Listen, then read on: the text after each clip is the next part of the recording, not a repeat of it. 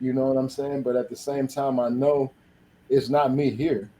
You know what I'm saying? I know it's not me here because when I'm in, I found myself.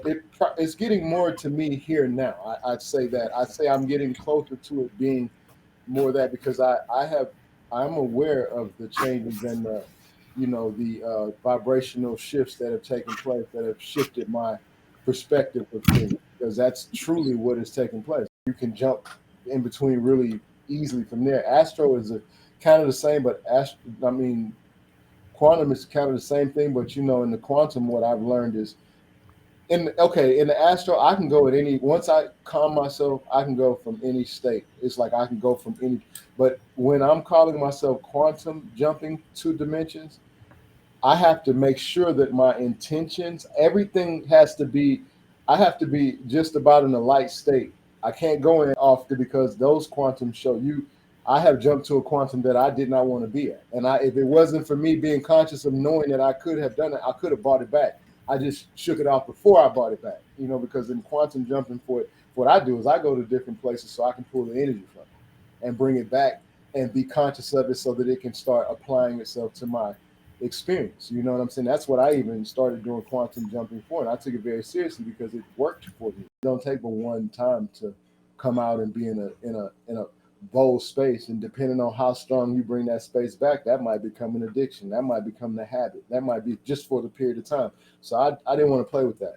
But when I got stronger and I really got away from religion, I focused more on, coming back to it. But then I started astral projecting because I was able to control my dreams. I started getting into dream mode. I started requesting the time that I'm in unconscious space in the physical. I want to be in conscious space to where I can remember things. And I was doing that intention for a while. I was doing that as a mantra and an affirmation for a while. And I really started lucid dreaming, and I could literally see that I was about to crash. I jump out. I'm able to jump in and jump out. So I got that, and then astral projection came, and it just got real deep for me.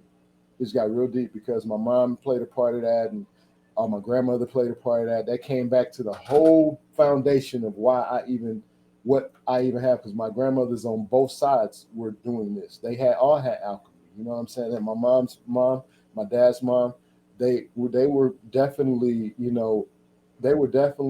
witches with the powers of healing. I want y'all to recognize, because I'm not doing it no more, because that's been the stress of everything. That's the only bit, like I told my empress, the only issues we've ever had is we be concerned about something on time. As soon as it happens, as soon as it works itself out, we be like, oh, everything's good. Everything was good before we started worrying about it. You know what I'm saying? Yeah. So, and it's always be good, and it always has been good. And if it's been good in 56 years, I'm willing to take my chances with the rest. You know what I'm saying?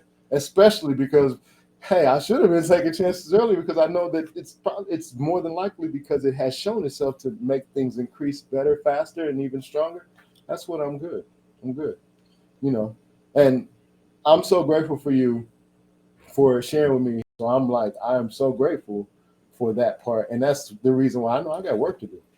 I got work to do. I wouldn't have been sent with the 12 tribes. I wouldn't have had 12 children. Like I wouldn't, man. And my mother is the one who kind of confirmed this relationship, because after I had got with my empress, I went through some little changes, and because I had gone through something before, I was like, man, I'm not about to get involved in no. I just say that to say I know I've called everything into my situation, everything, like everything, and I got the spoils of a very good experience, because I got beautiful children. I mean, they really, really like take care of me. The ones who my prodigal sons, they did exactly what I wrote them in to do, and if they hadn't done that, I wouldn't have the experience that I have now. I wouldn't be able to deal with the ones that are present with me now. You know what I'm saying? I would be totally in a different space, and coming to terms with it. But when you know, and I know now, and that's why I was saying I'm not. I'm very, very respectful, and I'm very, very compassionate. I'm not humble about shit. I don't. That word ain't with me no more. Like I respect it for those who feel like that word means something for them, but I don't want to be misunderstood.